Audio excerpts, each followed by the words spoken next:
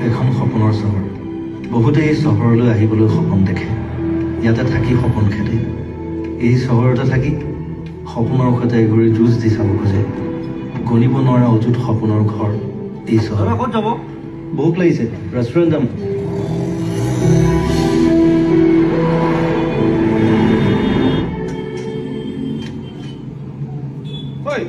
বন্ধুৰটো লগালি নে লগাই এন্ধাৰ অবৰ হ'ল এনেকে হলে দোকান বন্ধ কৰিব লাগিব কি মুখলে চাই আছো লগা লগা দাদা